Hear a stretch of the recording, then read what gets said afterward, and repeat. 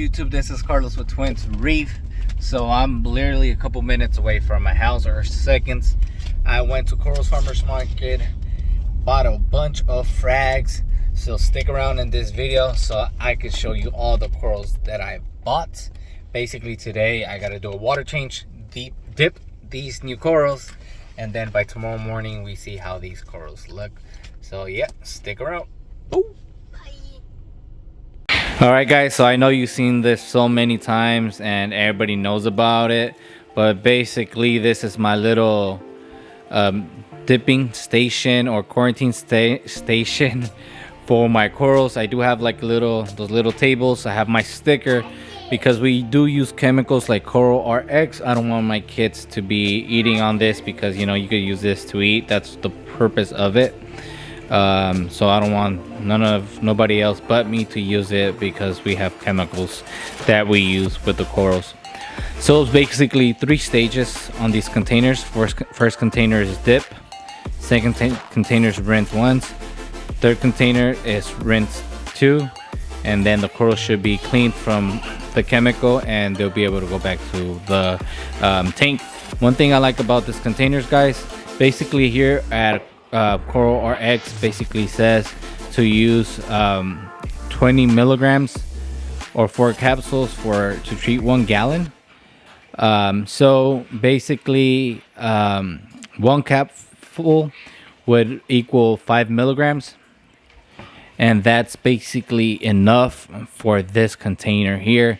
So I think half of a 1/4 of a gallon is around 750 milligrams, so you should be fine. This is what I use, and what I'm gonna do is just dip my corals, inspect them, and then put them back in my display tank. I do not have a quarantine tank or frag tank where I could inspect my corals, but I'm pretty sure everything would be fine since I really do trust the Coral RX and the people I get the corals from. But yeah, I'll keep you guys updated with the corals. Quick, this is how I do things. So basically this is where I'm dipping the corals with 1 cap full of Coral RX. If possible, if you can, I always remove the frag out of the frag plug. In this case with that Ganipora, I was unable to, and also on the other Gani right there, I was unable to. That way, how I feel, we get rid of, you know, any pests that could be at the frag plugs. Not only that, but any type of algae. And I think it's better, it's just better removing them from the frag plug. You know, you don't want to have eggs or anything like that of any pests go inside your tank. So we dip, we rinse again, and back to the tank. This is what I'm using to get water from my tank. I do not use these containers because I don't want to contaminate anything. Just use this cup strictly for my tank's water and be able to fill these things up, and that's how it goes. So this is the second batch or second dosing of Coral RX. The first one was for that first batch. Remove the old water, put new water, and dip it, and yeah, wait 5-10 minutes and it should be fine. What's up guys? So this is the morning after Corals Farmers Market, and I got about anywhere from 9 to 15 corals. I'm not so sure, so we'll count them later on in this video. So just yesterday when I got home, I had to do a water change. I think the display for Red Sea Reefer 300 is 65 gallons. I'm not so sure, but I normally just do a water change of 10 gallons. What else did I do? I cleaned the glass, I dipped the corals, and yeah, so today's the morning after, so the corals are still acclimating and adjusting to this new environment. So I'm gonna give you guys a quick update of what's been going on with this tank besides the new corals that I bought. If you guys can see in the right upper corner, we have a breeding box. We also have one in the back. The reason for that, guys, is because my 20-gallon Innovative Marine drop-off tank started to have issues with diatomflentins. I do not know the scientific name of this, but it's basically like diatoms, but not the diatoms that will grow on the substrate, but the ones that are like a gooey, slimy mucus that attached itself to the rocks and could suffocate the corals. So basically I had to do an emergency rescue to my corals, or for some of them, because basically these diaplanktons, I don't know the name, diatoms, I'm gonna just call them diatoms for this video. They basically suffocated and killed my lemon spicy phobias. It killed my Duncan corals, and yeah, it was all bad. So I was only able to rescue some anemones and some mushrooms. So that's why I have those rocks. I normally do not want to have any racks, any of those little racks on the glass, or any breeder box, because this is a display tank and that just doesn't make the tank look as good as it should. Something new I just added this morning is innovative marine thing for, or clips, magnetic clippers for algae. I never feed my my fish algae for my fox face and my blue hippo tang. So we'll see if they interact with it. I already put some sheets of algae there. Another thing I did, I adjusted my lights. I know they look a little bit blue. The lights are going to turn off in a while. That's why it looks a little bit blue. But I did adjusted the whites. Normally for the AI primes and the Hydra, I had the lights at 15 and I brought it down to 10. So yeah, I don't like having my tank like just straight blue lights, and neither do I like having it with straight white lights. So it's like a mixture, but a little bit more bluish. But yeah, also another thing I did was moving my wave maker. It was behind there, but I put it here on top because we bought new SPS corals, and then my torches are here, so I added there. But I am thinking of upgrading when it comes to wave makers. I'm not so sure if I should get the MP10s or 40s, or just get the Red Sea wave makers, the 25, which is sort of like this one here. So I'm not so sure what I'm gonna do there. And if this video's like a little bit different, I messed with the settings on my camera too, so I apologize if this video's not, you know, as good as the other one, if the other one was good at all. So anyhow, let's start off with the corals I already had, and let's start off with the jawbreaker, guys. This thing's doing good. It's beautiful. It's growing. Look at its color. We have this frog spawn coral that I had added approximately 3 weeks to a month. It's doing good. These hairy mushrooms next to it that I gotta get rid of because they grow like crazy and they would kill other corals. Then to the right we have the torch, which is doing good. It does have like a little bit stripes of gold, but again, this camera is not gonna make it justice. And I know the camera looks a little bit blue, but it's not that blue in person, the lighting. So it looks a little bit more white spectrum when it comes to your eyes. Then we have the red mushroom, red discosomas. For those that have been following me for a while, I won these in a raffle at a frag swap. Supposedly there were Deadpools, but nah, they're not Deadpool, guys. These are just regular red discosomas. But regardless, they are nice, so I'm gonna just keep them. And then we have an Alactus mushroom. I went yesterday to Corals Farmers Market. There was one like this, smaller. I asked them how much it cost. They said $2.50. I was like, that's crazy, because I literally paid $20 for this piece from a local hobbyist. And then we're gonna move to the right side. We have a rock with golden gonzos. We have the sun-kissed bounce, and we have these, which I say they are Supermans on top of the sun-kissed bounce. Let's see a little close-up view of the sun-kiss. So I got approximately 3 sun-kiss. They're pretty big, and a couple of those Supermans, and then the golden gonzos right next to it. And now let's move on to the Akins. Man, this Akin I bought at Corals Farmers Market like literally more than 6 months, like 6 months ago probably, and man, it just never did good. It's been having a hard time. It's thriving because it's still alive, but it's not how I bought it. It was labeled as a rainbow acan, and yeah, I mean, you could tell a little bit of colors, but that thing has been going through a lot. I've been having bad luck with acans. Then we have a red Blastos next to it, also doing bad. And then we have this acan, which I've been having this thing for a while now. This thing was basically dead. It looked almost like this rainbow acan because it was stung by hairy mushrooms, but over time, guys, it grew back, and yeah, it's pretty nice. Then we have the GSP as well back there, and then we have here a toxic hammer to the left, sorry. Then we have over here sort of like an orange goldish hammer, and then we have another hammer here.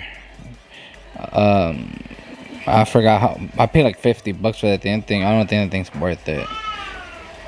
And then we move a little bit to the left. We have another another hammer that I had bought. It looks more greenish on camera. It looks blue, but it's like a dark pale green. Then we have another toxic micro hammer, and then next to it, it's like a gold hammer. Again, this camera's not even picking up the colors. I do not have any filters, but yeah, it's kind of gold. So now, oh yeah, and then the Digitata, guys, that I bought or I won from an auction, it's doing good. It's beautiful. So are the Acropora that I've bought. They are right there. I forgot the name of them, but they are doing good. Now let's talk about the corals that I got from Corals Farmers Market. All right, so I'm gonna start with the first one. This is a bicolor toxic hammer. So I've been wanting to get a bicolor hammer for a while now, but I haven't been able to find one. That's one of the reasons why I attend the show. The local fish stores that I have around, they don't really have a big selection when it comes to corals. So I know there's different type of bicolor hammers. The original one, or the one I first came across, is basically one side is green, the other side is like a purplish pale color. This one's slightly different because this one is toxic, a toxic splatter bicolor. I think the other one looks better in my opinion because this one doesn't have that much green as the other ones do, but regardless, it still looks nice. Another coral that I bought is this one here. Man, the only thing I dislike about shows, sometimes they always have the lights on blue, so that messes with the colors of the hammers or the corals in general. So basically, this one under the blues looks sort of I didn't even knew the color. I thought it was sort of like an orangey gold, but the guy said pink, so I went ahead and bought it because I was like, I don't have a pink hammer. But I bought these corals from the guy before, and they were labeled as gold. And I mean, this one's the one that looks as closest to this one when it comes to color. The one up there, that one's a little bit more gold. Again, the camera's not gonna pick it up because I have no filters. And then I bought this hammer here, which was labeled as a blue hammer coral. The base sort of looks like gold, and the tips look blue. But when you have like a wider light, it's actually the stem is more green, and the tip is like a purplish color under the wider lights. The camera's not even picking up the colors on this hammer because, again, no filters, so I gotta stop doing that. Now, since we are down here, might as well talk about the Ganipora. So I bought, that's just 3 corals that we bought. So we bought that blue hammer, the so-called pink hammer, and the toxic bicolor hammer. That's 3. Now down here we have a little garden of Goniporas, and I forgot the other one. It's Ganipora, and I forgot the other one. So we have 1, 2, 3, 4, 5, 6 corals here plus 3. That makes it already 9. So the one right here behind it looks more like a little flower. The guy told me that one's related to Ganipora, so I'm gonna take his word. He actually goes like to all the shows. His name is Jesus Corals. If you want to look him up, I am not so sure if he has an Instagram or not. Pretty sure he does. So he gave me that one for free. But I bought this blue Ganipora next to it. I bought this yellowish Ganipora. I bought a red Ganipora back there. It still hasn't opened up, and it had like yellow tips. So I bought those from him. Then we have a red Ganipora here. Let me move to the side. We have a red Ganipora there. It hasn't opened up completely. Again, this is the morning after I got them. I bought this from a local reefer for $15, and we just met up and he gave me that coral.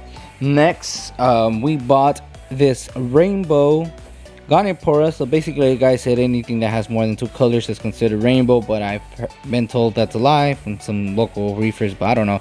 Regardless, it's a beautiful Ganipora. It hasn't opened up, but I saw the mother colony and it's nice. I bought that thing for $20.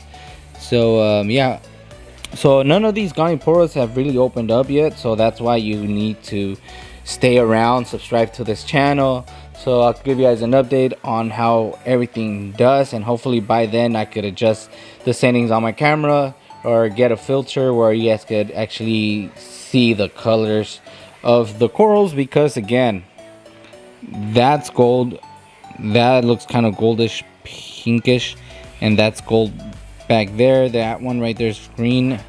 This one's like sort of like a bluish turquoise color, and this one looks like, this one right here looks sort of like green with purple. So yeah, but I am going to move them because I just thought about it. They're gonna open up and I don't want to sting each other, and I'm not so sure that piece there will sting these. Now when it comes to SPS, guys, every time I bought a Monty Cap or a Digitata, it would just die in my tank. So I was like, you know what, this is the first tank where I don't really mess with it. Give you guys a quick top view. So this is the first tank I don't really mess with it, and has been maturing beautiful on my tank. So I bought these 2 acros right here. These things are freaking beautiful. They've been doing good on my tank, so I was like, why not buy more SPS corals and see how everything goes. And yeah, guys, I went ahead, went to this show, bought some more acroporas, not the expensive ones, because acroporas or SPS in general are expensive. And I said, yeah, I'm gonna buy some, and if they do good, the ones that I dislike, I could always sell them and start buying the fancier, nicer ones with different colors, because SPS corals are one of the corals that you can see in a bunch of colors like yellow, blue, greens, reds, purples, and things like that. So that's the top view of those acros that I have bought from a local hobbyist from an auction. Now the acros that I bought at the show, or the SPS, because I know there's different names for SPS. I know there's Montiporas, Acroporas, and I forgot what bird's nests are labeled as. But yeah, I bought this one here. I forgot the name of it. It's nice, it's green, it's thick, it's cheap. I bought that one and for like $10. Then I bought this sort of like Digitata right here. I forgot something named like a girl or something, I forgot, but I bought that thing for $10. And then I bought like an orange green Digitata, my bad, that it's right here for $5. It was a total of $25 for them. And I don't know if the camera's gonna pick up the color, but yeah, they look good. We'll see how they look later on. But yeah, I want to get different colors. I did put the green behind that red, and then I put this one, which is sort of like a blue base with green polyps. So we'll see how that looks once they all grow. And then I bought from a local hobbyist after the show. I went to somebody's house and I bought this bird's nest that's right there. It's sort of like a green base with purple polyps. And then I bought that one coral from him. That's an acropora. So that one's like yellowish. It still hasn't opened up, but it's like a yellow acropora. I dipped everything. I didn't really see any pests. The only thing I saw when I dipped all these corals were cocoa pods. But yeah, so you know, this is the day after. Everything's not open up all the way, and sorry because this camera doesn't make it justice. This tank has more color, but again, I have no filters. So yeah, let's talk about the breeding boxes that I have here. I bought these things from Amazon for like $10. We have a red discosoma there. I'm gonna try to sell that thing. Just came loose, and it was loose in this tank, and I put it on a 20-gallon drop off. And when everything went bad, I brought it here. There was other 2 mushrooms. I think it was like a Superman. But I also oh man, I just remember I had a super freak mushroom. That thing probably died. It did die. Damn, because I had a Superman. I mean a super freak. Anyway, that thing probably dead. So we have this red discosoma here. Then we have these sun-kissed bounce mushrooms. But these things are freaking nice. But man, after I placed them in the drop-off Innovative Marine, they've been doing really bad. When they were there, they lost their bounce, their color. They were shrinking, but now you know that hopefully they acclimate to my tank here again, and hopefully they grow. One reason why I moved them from this tank the first place was just for the simple fact that I have some already, and I didn't like how they're in this little mushroom bowl. But yeah, so they are there. So once they grow, they look nice. I'm gonna just sell them and get new corals. Then one of the gonnies broke off yesterday because I was trying to take it off the frag plug, and it detached itself. It broke off. So we'll see if that thing will grow and attach to the matrix little rocks there. Now in the other breeder box, I have rose bubble tip anemones. Man, before I remember when it came to a point I was never able to keep anemones, and when I used to buy rose bubble tip anemones, once I placed them on my tank, I will never get bubbles. But these things are actually, they're not rose bubble tips. I think these are called rainbow anemones, or I forgot the name of them. So it's basically like the base is green, and then the tips are like rose pinkish orangey color. So I had a total of 5. These were the only ones I was able to remove from the 20-gallon Innovative Marine tank. This is one of the larger ones, and these are some babies. But guys, I still have the Innovative Marine 20-gallon, and the 2 that were left, they just decided to split, so I have 3.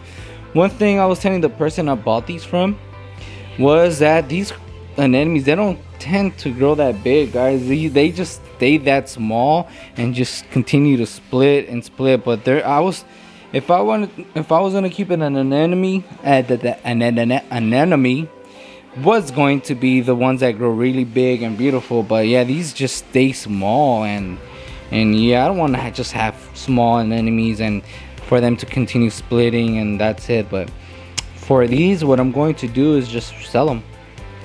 That's what I'm gonna be doing. So I have 3 here, so I'm gonna try to sell them at least for $20 each. Try to get 60 bucks out of them. Good thing I put these little rocks, so I'll be able to easily move these 2. This one attached itself to the breeder box, so that's gonna be a little bit harder, but easier because it's not in a rock, which it makes it more complicated. So so yeah, that's it for this update, guys, on my tank and what I feed my corals. My fish. I feed them pellets, New Life Spectrum marine fish pellets, and then I feed them prime reef flakes from Ocean Nutrition. Give you guys a quick top view of my tank. It looks freaking fire, looks dope. But again, camera is not making justice of all the colors. I'm pretty sure you guys know that cameras are not gonna give you the full spectrum of how your aquarium looks in person. But this is it. I appreciate you guys for watching. So yeah, regarding these Goniporas, I'm gonna move them around a little bit, and I'll give you guys another update once they open up, so you guys can see what's the true color of them. Supposedly these are long technicals, so we'll see if they are. Then I'll give you guys an update with all the corals, because man, you could buy a coral and it might be one color when you buy it, but once you place it in your tank, that thing will morph because you have different lighting.